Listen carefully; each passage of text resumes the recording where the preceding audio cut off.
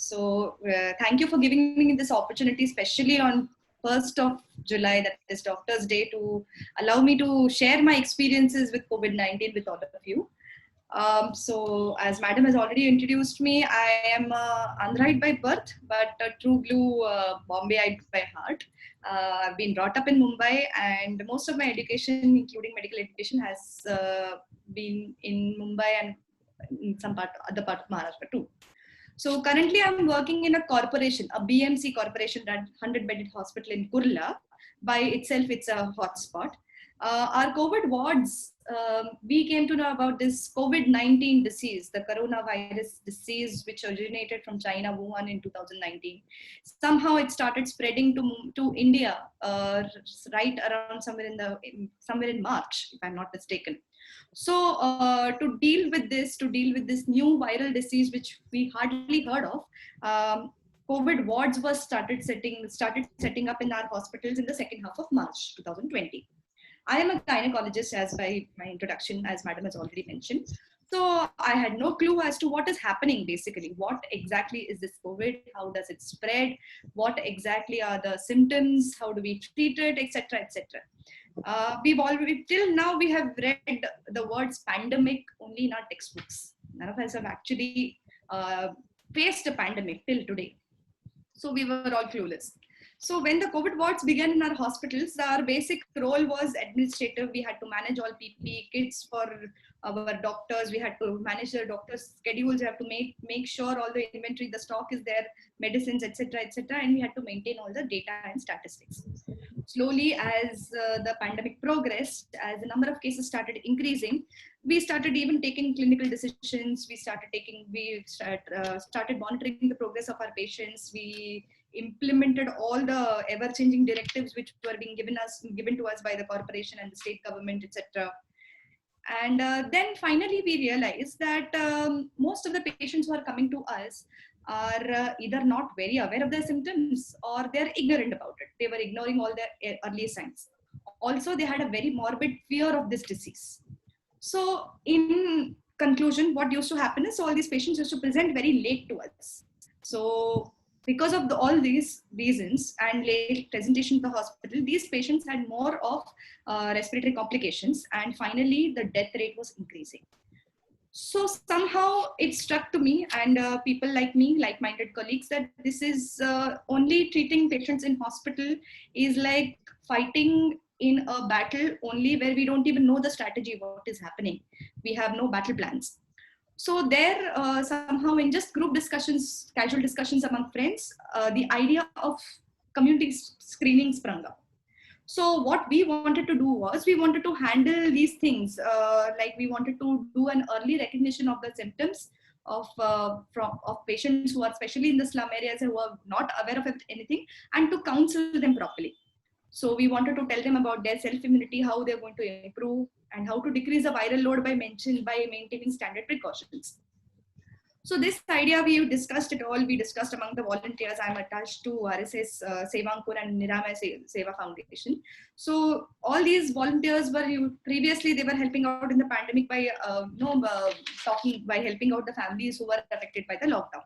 So once this idea of community screening came up, we spoke to the BMC officials. They were taken into the loop. We identified particular clusters of hotspots in the Mumbai district. These were identified. Once we decided, okay, this is going to be our karma bhumi, this is going to be our area of work. And then we recruited volunteers. Volunteers included both medicos as well as non-medicos. We trained them. Actually, our idea was to do mass testing, throat swab testing of patients in the community. But since the government regulations did not allow us to do that, the next best thing we could do was to screen them for early signs and symptoms of the viral disease. So our first batch started in Nehru Nagar, which was in Vile Parle, Juhu. It was a slum area, already a declared hotspot. We conducted a screening camp with included around 40 volunteers. And over 4 to 5 days, we screened around 16,000 people. Out of the 16,000, we took their temperature, we took their oxygen saturation, and then from these 16,000, we filtered them down to around 125 people who were suspected of having this coronavirus disease. And these 125 people were handed over to the BMC officials so that they could test them further, quarantine them, and give them the necessary treatment. Swab testing and etc. was done. After all these, after 4 to 5 days of screening, once this was over, the volunteers, the 40 batch volunteers, which was 1/4, around 10 were doctors and the other 30 were non-medicos, we quarantined them all and we did a swab testing for all of them, because obviously we did not want any of our volunteers to take home the disease with them. So the impact of this first batch was so strong that what we were told by BMC officials, that prior to the screening camp, they had almost 5 to 6 cases in that area per day, including many deaths. But post screening, after the screening camp was conducted 10 days later, the case rate suddenly dropped to around 1 case in 2 to 3 days. That was the impact of the first camp. So this first camp was conducted on 16th May. So definitely we were all very happy and enthusiastic about it. So we conducted further camps. Further camps were in Sangash Nagar, Anand Nagar, Jogeshwari, Marol, Bhandup, Mulund, Govandi, whatnot. All these places, many of them were central and western suburbs of Mumbai. After screening all this, then we decided our red antenna, red flags were on at the big word, that is Dharavi. Dharavi, the biggest slum of Asia, the biggest hotspot of Asia. We decided, no, this place has to be tackled. So we decided to go for a mega camp with around 250 volunteers. 50 of them were doctors and the rest 200 were non-medicos from various walks of life, including media professionals, engineers, architects, chartered accountants, even slum dwellers and rickshaw drivers. So our volunteers ranged from in all age groups and from all walks of life. We finally decided, our game plan was set. 7th June was the date. Here we were going to target Dharavi, which is again Asia's biggest hotspot. And in one day, our goal was to target 10,000 population. So we set up our camps, we trained our people, we went through all our resources, we checked and counter-checked and triple-checked everything. Obviously, we took BMC officials into the loop, and totally on 7th June, over 5 to 6 hours, with the help of 250 on the field volunteers and 150 supporting volunteers, we screened a total of 10,868 patients altogether. Out of these 10,868, only 165 people, high-risk people, we handed over to BMC people. Okay. With all this, after this entire process was over, that day was a celebration. It was a festival for us. We all were proud. At the same time, we were very humbled by the kind of feeling that we were having. It was a sense of achievement for each and everyone who was involved with that camp. Obviously, not to mention that we had a lot of strong support from the local volunteers and Swayamsevaks over there. They did a lion's share of the work at the back end. So with all this, with so much, after so many camps, we still, our first batch of camp, after Dharavi, we took a break because Dharavi was a major camp and obviously people had to quarantine themselves after that. And there was a first spell of rains in Mumbai. So then we waited for a few days. And now we have begun the second batch of camps again. At the moment today, our 7th batch is in progress and it is going on in a place called Malad. And here, this is one place that we've been called in for the second time. We have already conducted a camp before and now the BMC people have called us again for the second camp. Also, we have one more mega camp which is coming hopefully this Sunday, if everything works out, fingers crossed, probably in Bandra. So in a nutshell, what did we do? What did we achieve? The statistics, the total colonies that we screened in all these, not just Dharavi, but including all the previous 6 camps, we screened around 206 colonies. We screened around 27,291 houses, which housed a population of total 81,129. Out of these 81,129, we referred 972 patients to BMC. Unofficial figures from BMC we have got information that around 65% of these 972 cases have turned positive after testing. So total volunteers, we were around 82 doctors, around 560 non-medicos, and local volunteers were around 1,300. This was just statistics about Mumbai district. Similar camps were conducted in Thane, Navi Mumbai, and Pune. All over Maharashtra, our grand total is 2,49,254 people. This is what we have screened, and we have referred around 3,917 people. And our total volunteers all across Maharashtra were more than 5,500. What has been the impact of these camps throughout the state? More so in Mumbai, because I've been working in Mumbai, we have seen a significant decrease in the number of cases, which was previously a hotspot. It has been converted into a red zone and slowly into orange zones. The average quarantine day period for these people who have been screened and who have been kept as suspects is around 10 days. These positive cases went home after treatment, after full recovery within a week. So I can very surely say that we have managed to flatten the curve in these areas. Even the doubling time of the cases, the double time, the cases from which goes from 1x to 2x has significantly increased up to 29 days, which is a major achievement. We also had a lot of hurdles throughout all this. Obviously, not to mention all the technical part of it. Most important hurdle was to convince people to come out of their homes to get screened. Majorly, when it comes to a pandemic and when the government has announced a lockdown and a curfew and this and that, and so many myths are associated with something which is so new. So to convince people to come out of their houses and get themselves screened and to get themselves quarantined was a major task for us. Also, to some extent, there was a lot of apathy from the BMC officials because due to political pressure, etc., conflict interests, etc. And lastly, there was, all of us had to tackle the fear of our loved ones when we are going into the COVID zones as frontliners. So it becomes difficult to tell our loved ones, our family and friends, what we are doing and how we are taking care of ourselves, obviously because of their concerns. Along with all this, I'm still working in a BMC hospital.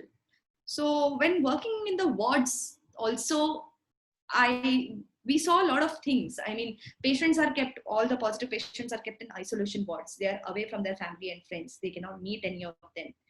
Most of these patients are scared. They need some comfort. They need a hearing ear, somebody to listen to them, who can solve their doubts and etc. So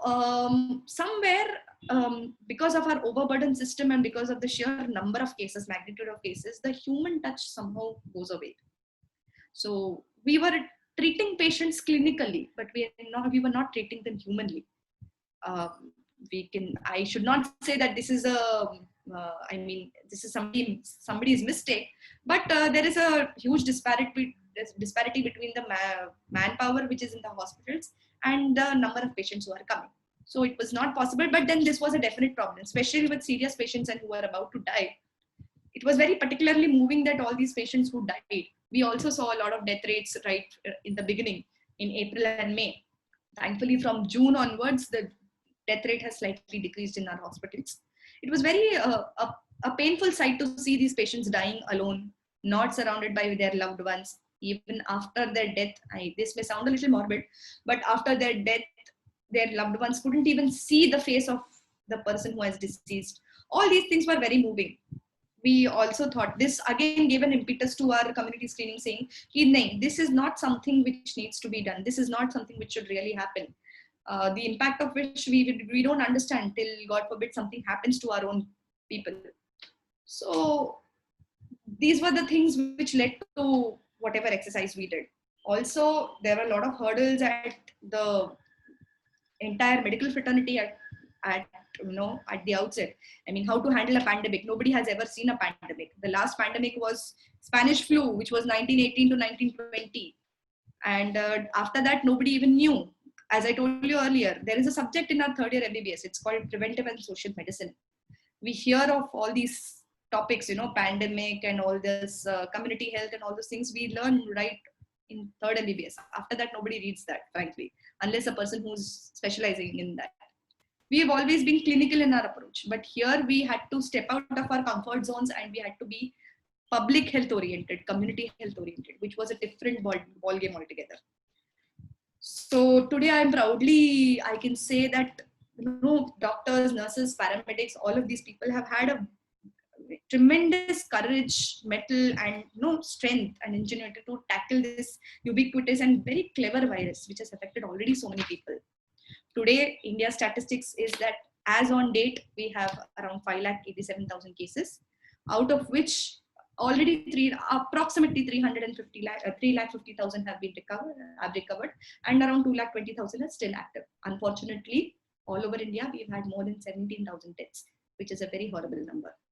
In Mumbai, we are still leading, unfortunately, with 78,000 cases, but we are closely being followed by Tamil Nadu and Delhi. So, coming to important things, that is, what are the myths associated with this viral disease? I mean, this is something which everybody should realize. Most of the myths were already cleared, but I would still like to focus on this. Earlier, when this new virus came up, it used to be people used to say this is no virus which will occur only in people having non-veg food, because this is poultry origin, chicken origin. So only those people having chicken and poultry and eggs, etc., will have these viruses, and viral disease, and vegetarians will not. That was a huge misconception and a myth. That was not true.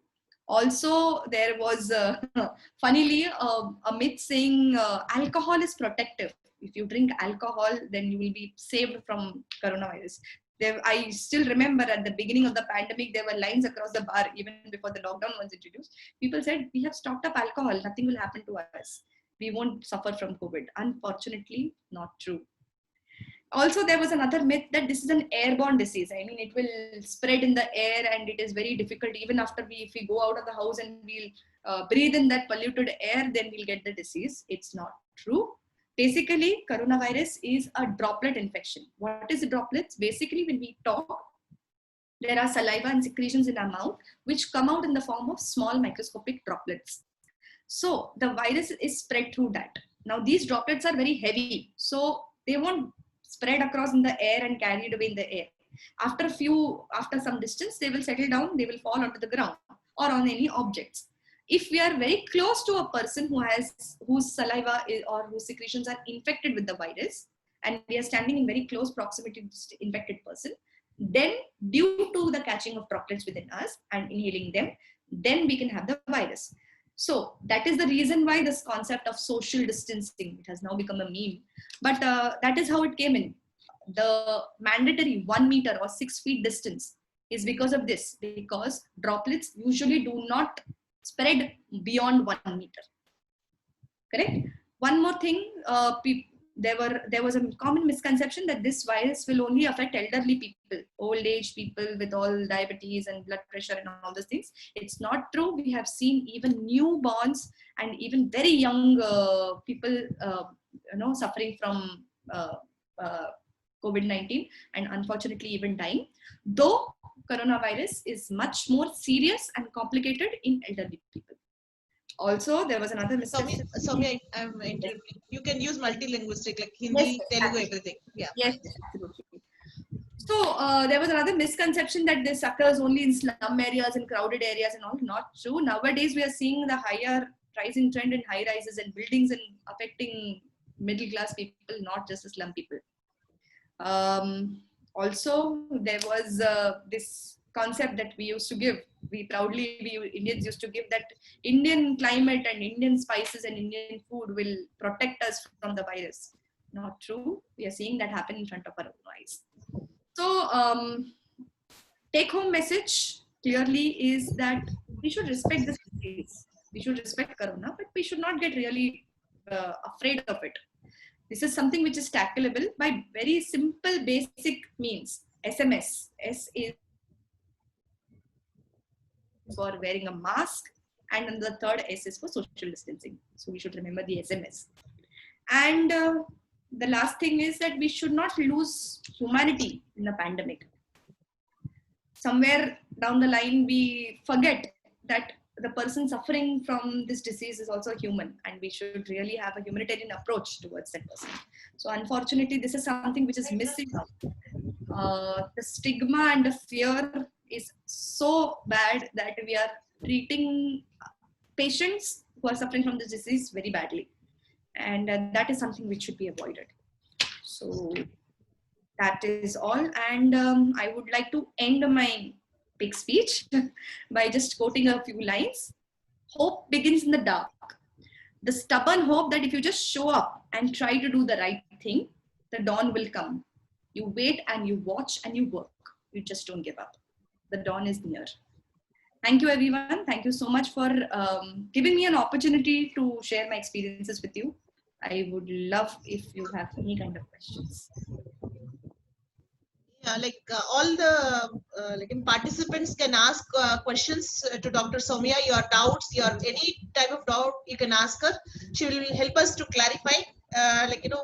Because we all have started working, so we might be facing different problems, how to handle the situations. Suddenly we might have come across somebody who has turned positive after a couple of days. So how we have to get quarantined, or what other things we have to take care. You can ask her, and she will be able to help us to remove the blocks from our mind. Yes.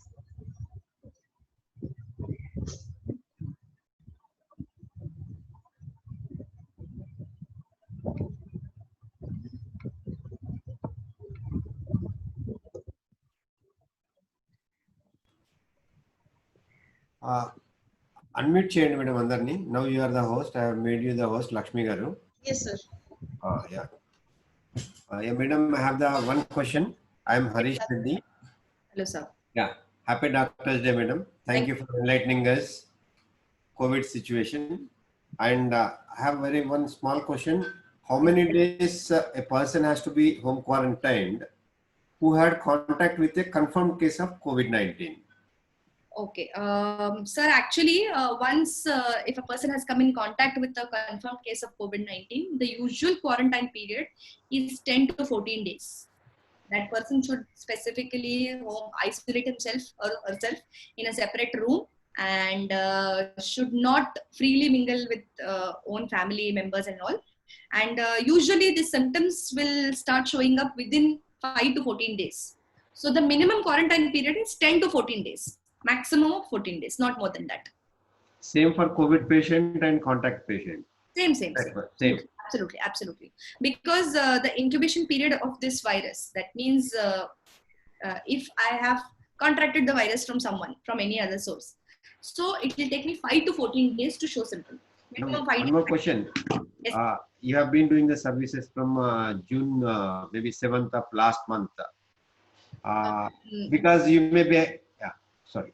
No, sir. We have started on May 16th. May 16th. Yes, sir.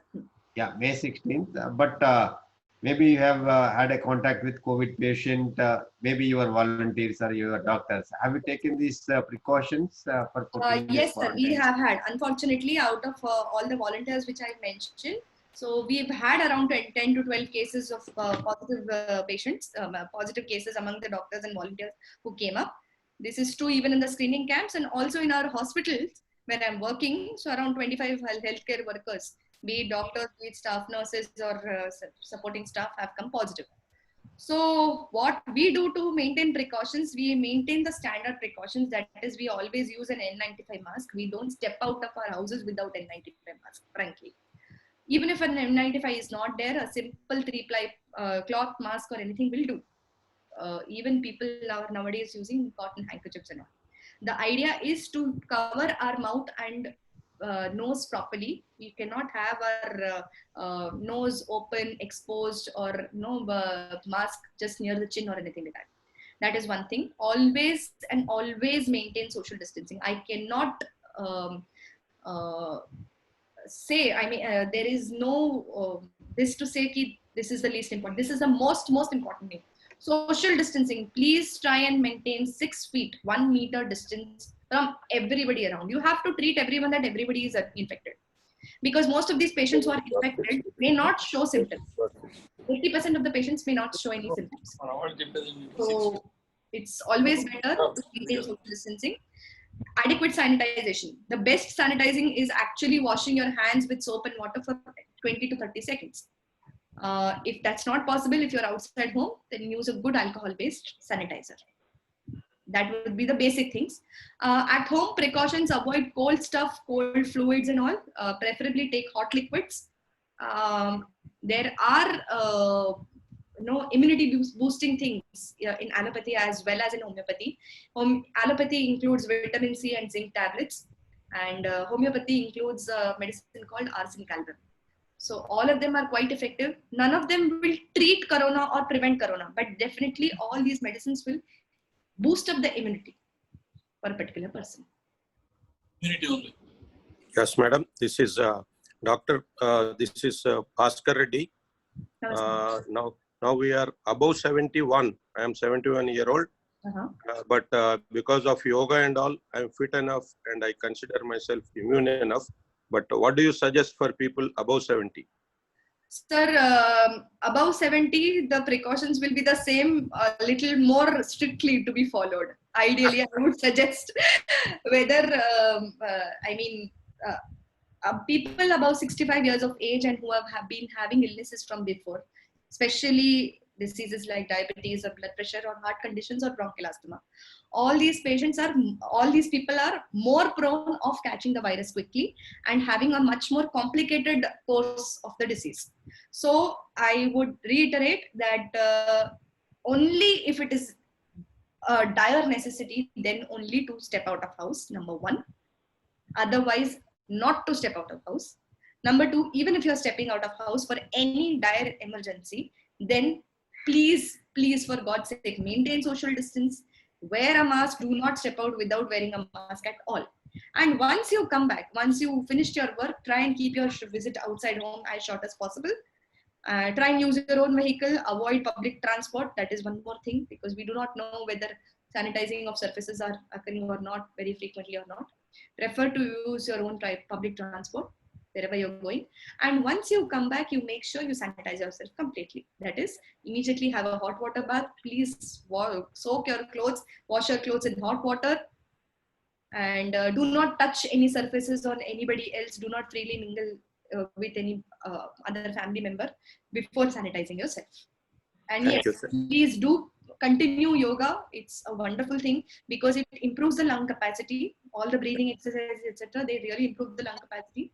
So even if, God forbid, any person above 70 gets infected by coronavirus, they'll still be able to fight it through. Thank you. Thank you. One more thing. Yes, sir. Because of corona, it has become advantage for me. Because of lockdown, I am not having parties and snacks. I am at home and I am a 35-year-old diabetic.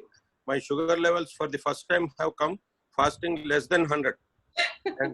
and I was around 10 HbA1c. It has come to 7. Oh, fantastic. I'm having home food. And of course, liquor we are taking very small quantities. But maybe it is helping in cleaning the throat. So the immediate effect may not be there. Sir, liquor in a small throat. I am a doctor myself, but I would, nothing in excess is good. Yeah. So a small amount, I don't think really should be a problem. Thank you. But I do not know your definition of small and my definition of small. No, it is always small amount. And thank you for the nice advice. Thank you, sir. God bless. Good evening, ma'am. Good evening, sir. I think you've given a very good advice to all the members, and I appreciate you for your good advice. Unfortunately, yesterday only just my neighbor, one girl, young girl, around 24 years, got positive. Oh, okay. And she just hardly maybe, I think, a few, 2 yard distance.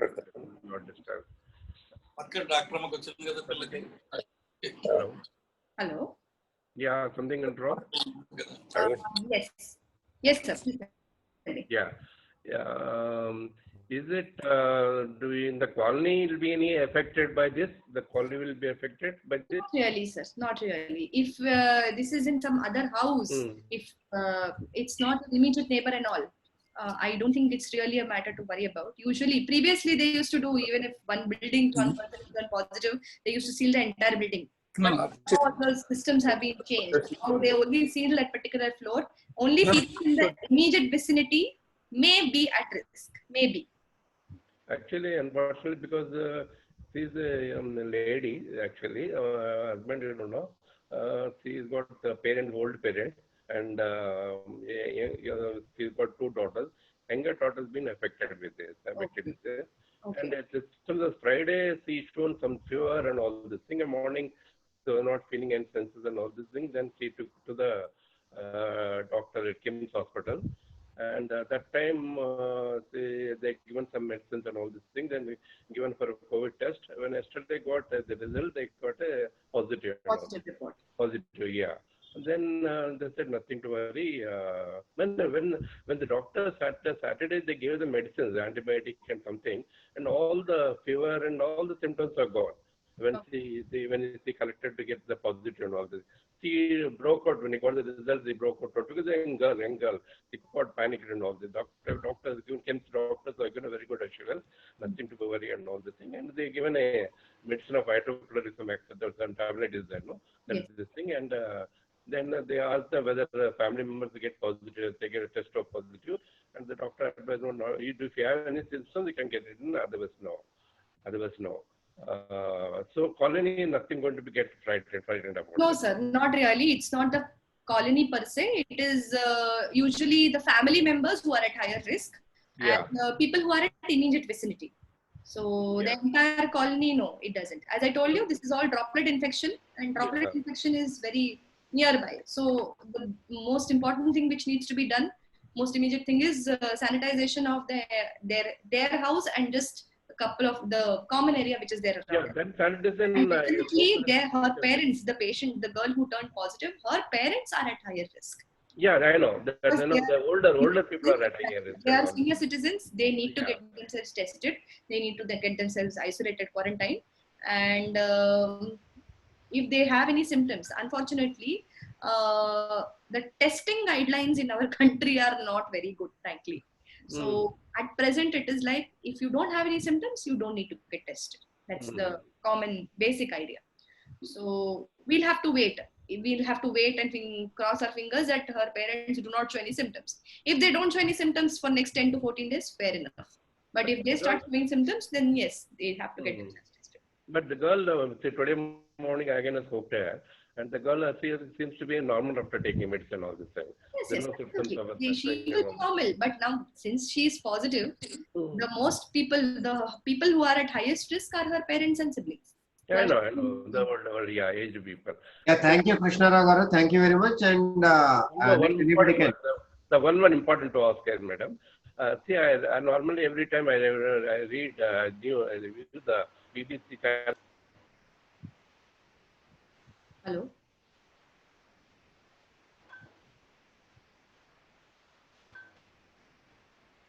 Hello. Yeah, you're able to hear? No, actually, it's been muted, sir. It's, Krishna Rao garu's. Fine. We'll go to the next. Anybody is having any question? Kindly raise your hand. Bhaskar Shivasam Reddy garu wants to ask, sir. Yeah, just spotlight him. Dattu garu also. Yeah, Dattu. Yeah, unmute చేసుకోండి, sir. Unmute చేసుకోండి. You can unmute yourself. Dattu garu unmute. Sir, even Ravi Kumar wants to speak, and Dr. Srinivas wants to after that. Hello. Yeah. Hello. Audible. Yes, sir. Hello. Yes, namaskaram. Yeah. Please tell me. Good evening, madam. Happy Doctor's Day. I am Lion Dattu. Hello. Yes, sir. Yes, audible, sir. Audible. Happy Doctor's Day, madam. I am one small doubt, madam. Nowadays, weather is changed. All are got the viral fevers and colds, something. How can I identify? They have to. The people have to go for testing. Anybody have the fever and something, they have to go for testing or wait for some more symptoms. That is a very, very important question, sir. Thank you for raising that question. Especially now in the monsoons where we have to, anybody can have simple viral fever or a upper respiratory tract infection.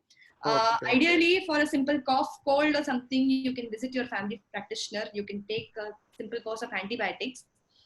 And if it settles down, fair enough. But any fever ideally should not be taken lightly. So Okay, 102 or 101 something no. is the headache. Anything above 100 degree Fahrenheit should go for testing. Okay. anything, and especially if it is associated with breathlessness. Most important is breathlessness Okay. and cough. To some extent, Okay. sore throat. Patient also complain of How cough. many days we have to wait, madam? How many days we have to wait for that? See, if okay, I've suddenly got cold and fever, cold and cough, and very mild fever, maybe less than 100, then I will visit my family practitioner. I will take a course of antibiotics, usually lasting for 3 days or 5 days. And if my symptoms settle down, I don't need to worry. But Okay. in spite of my medications, if my symptoms are not settling down, the blood is worsening, then I will have to think about COVID. Thank you. Thank you very much, madam. Yes. Thank you. Thank you. Thank you. Next, Shivasam Reddy garu. Okay. Please. Good evening. Good evening, doctor. Happy Doctor's Day. Thank you. I have one problem. My immediate neighbor in the next flat, one doctor girl, she was made positive, and then of course now she is in home quarantine for the last 1 week. Okay. What are the precautions you expect us to take? Sir, We are regularly disinfecting the area totally, and the door is not being opened by the family. Only That three members they are staying inside. That itself should suffice. You should not be using common area. Even if the common area you are using, it should be adequately, frequently sanitized, disinfected. Daily twice we are doing that. Then, sir, nothing else is required. Thank you. You should not step out of your house apart from anything else. No, we are not going. We are not going. Nobody is going there. Required, sir. Nothing else is required. Please make sure that you are not entering their house. The common areas where normally there can be contact is railings when you are holding. That is a railing and lift totally we are. And lift doors and all these spaces, these are commonly touched areas, usually used by people staying in the same floor. So those things, if adequately, if they're disinfected, not a problem. Best Site is being disinfected. But nothing else. Otherwise, nothing else to do. Thank you. Yes. Hello.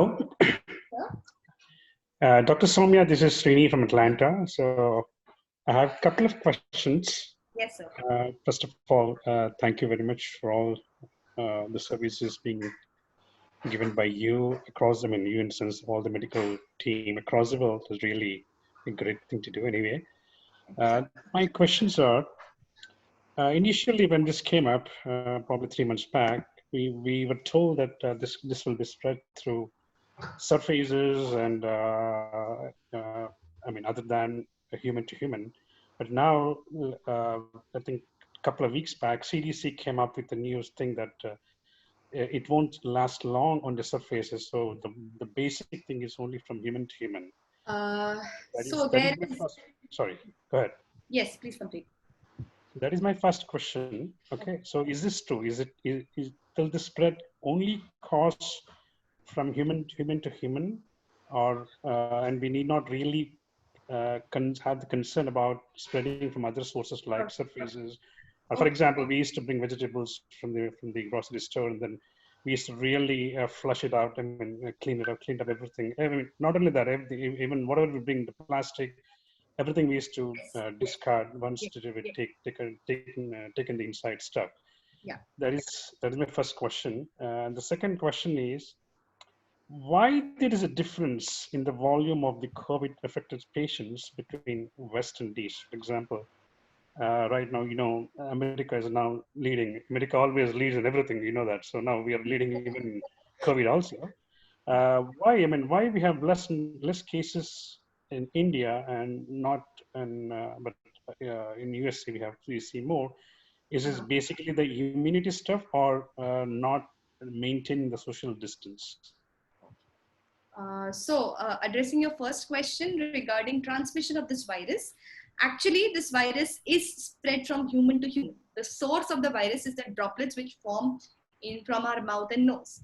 While we talk, when we cough or sneeze, there are microscopic droplets, particles which come out, and they are usually laden with these viruses. Now these droplets, when we are talking and two people stand within very close vicinity to each other, these droplets can directly fall onto each other. And the second person who is listening or is on the receiving end can inhale these virus-laden droplets. So this is the form of human to human transmission. But these droplets can land onto, if I cough or sneeze by using my mouth, my hand as my palm to cover my mouth. And so the droplets will be landing on my palm, and with the same palm, I'll go and touch some knob or railing or a door handle. So the virus will get deposited on this particular surface. Now it's really hard to say for how much time it will stay on that surface, be it a metal surface or a wooden surface or this plastic covers or whatever. It doesn't really last a very long time. It's generally a few minutes to few hours maximum.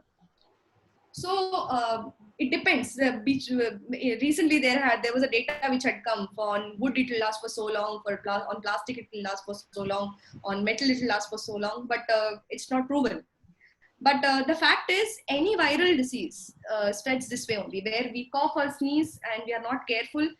The same hand will go touch here, touch there, and that is touched by somebody else immediately. Most common thing is that lift door. Usually the manual lift door, most of the places now it is automatic, we don't have to touch. But many of the places it's still this thing, I mean manually by holding the handle and all. So we have to be careful. The idea of coughing like this, coughing into the elbow, sneezing into the elbow is because this elbow doesn't go and touch anywhere. So that is important to stop the spread. Yes, vigorous cleaning of all the packets and vegetables and all, cleaning should be done, but the emphasis more should be on maintaining our own sanitization. If the person who was handling the vegetables before or the food packets before had a mask on or so, I think a simple cleaning should be enough. There is no need for any vigorous. Well, I agree to the point. I mean, everybody knows. I mean, I think everybody by this time knows that. But my point was, Yes. Earlier we had the understanding that something falls on the surface, it will last for 3 days. I mean, like for example, if I take that plastic bag, keep in my refrigerator, it will last for probably 30 days. I mean, these are the stuff which. No, I don't think, sir, it is true. I don't think it is true. There is no study or no literature to prove that the virus will last for 30 days in a refrigerated on the surface of a packet which is refrigerated, etc. It usually maximum, it's generally a few minutes, maximum a couple of hours or something, if I'm not mistaken. Definitely not for days. And I'm quite sure of that. Thank you. That is one thing. Regarding your second question, regarding the disparity of number of cases in US and in India, this is a little political question, frankly speaking, because there are two reasons. Number one, as a medico and as a person who's working in the system, I feel there is inadequate testing which is happening in India at present. Frankly, this goes without saying. We are not testing asymptomatic people. We are not testing people who are high risk contacts but without symptoms. So the apparent number of cases is quite less.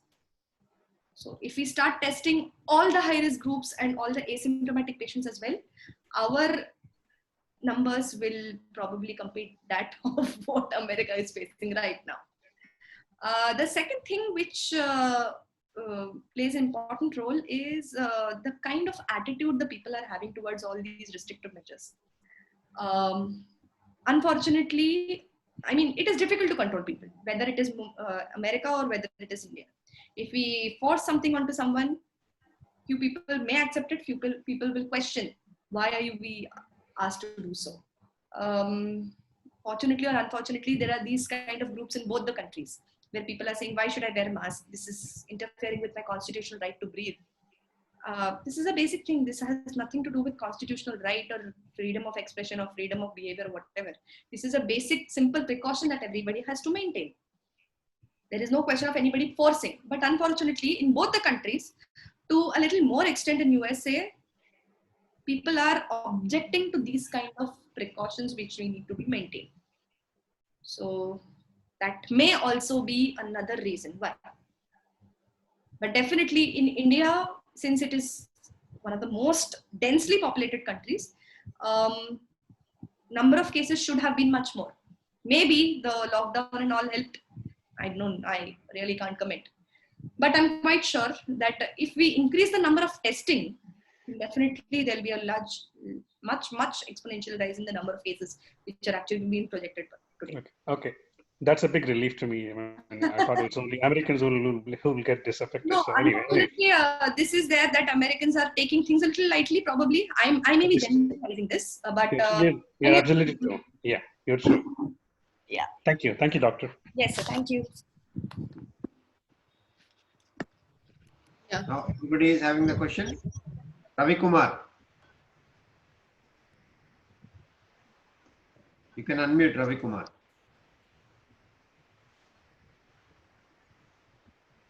No, I have no question. My question is covered by Lion Dattugar. Thank you. Thank you, sir. So, Thank you. Dr. V. Srinivas Kumar. Dr. V. Srinivas Kumar raised the hand. Yes, sir. Please unmute, sir.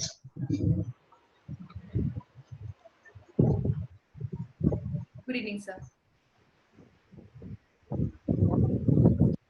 Hello.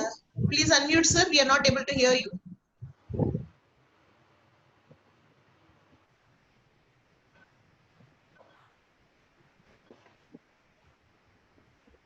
Hello. Yeah. We are. Sir, please unmute, Sir, sir. you're not Srinivas. audible.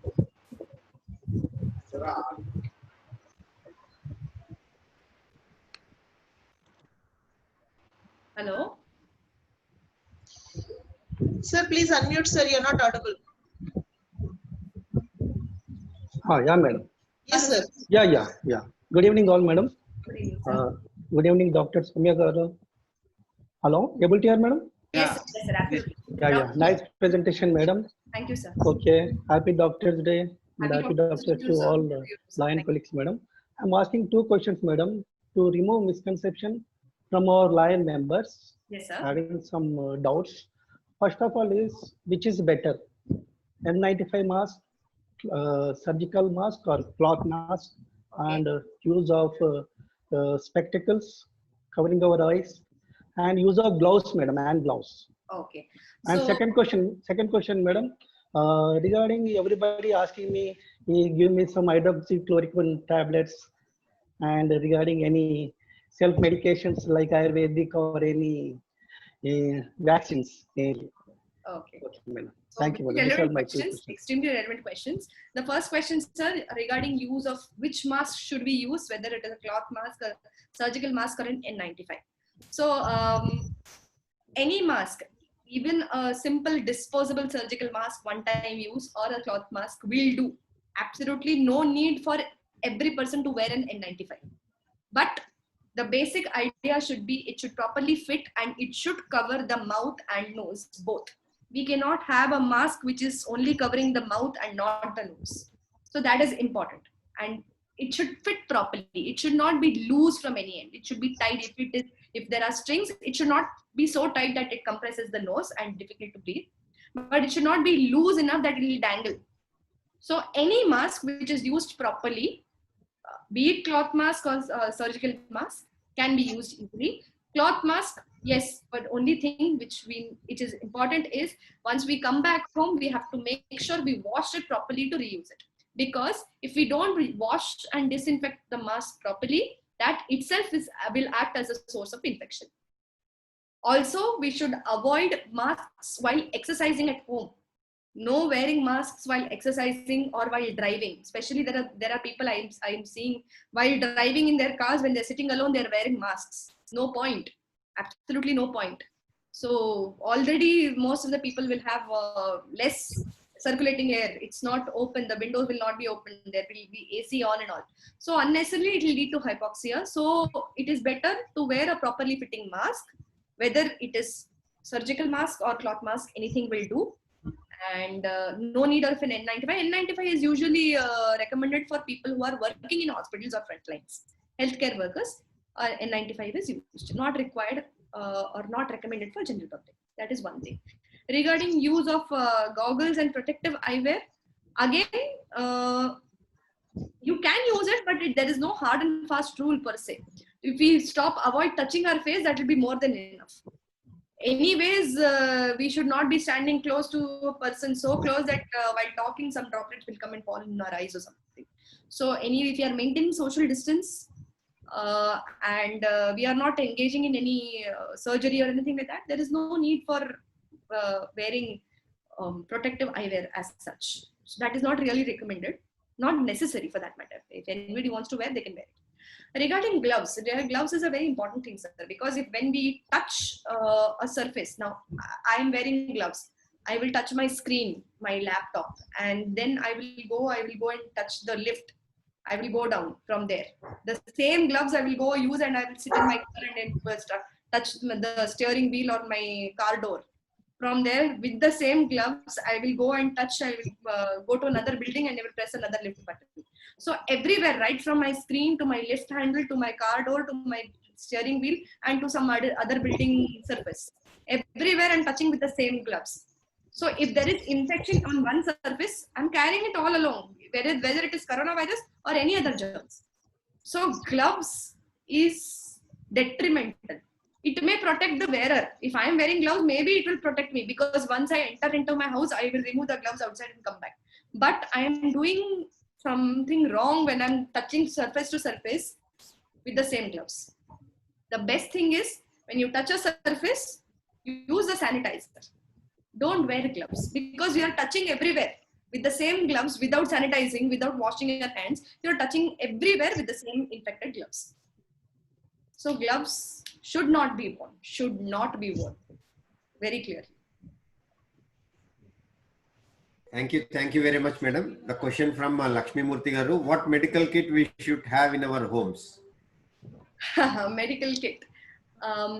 Okay, sorry, previous question, I'm sorry, I lost out one point regarding HCQ and all. HCQ should not be taken by anybody and everybody without having a proper prescription or being seen by any medical person. HCQ tablet specifically has cardiac side effects. It affects the heart, it affects our heart rhythm. There will be ECG changes. So those patients who have already have had some history of heart disease should not be using HCQ indiscriminately. So people, please do not take HCQ like we're popping any vitamin tablets or anything. Regarding use of Ayurveda and homeopathy, as long as they have no side effects, you can use it. But please remember that no medicine is a miracle drug. So once we take arsenic, or once we take that kada, Ayurvedic kada, we are all safe and nothing will happen to us. That doesn't happen. All these medicines are generally helping to improve our immunity and not to prevent corona per se. Now coming to Lakshmi Madam's question regarding what medical kit do we have at home. A basic, simple, a good thermometer is a good thing to keep. And those people who have already have problems with breathing, I mean, and somebody has severe long-standing asthma and all, or somebody has had history of TB, can keep a simple pulse oximeter at home. A pulse oximeter basically gives the saturation, oxygen saturation. It's a simple machine which we apply to the finger and we press, and we come to know the amount of oxygen which is flowing in the blood of our finger. It has to be above 95%. If it is below 95%, means that there is some problem. Anyways, it is not recommended for every person, every home. It's generally for people who have already had a long-standing disease. Yes, but today's age, I think a simple digital thermometer should be enough in every household.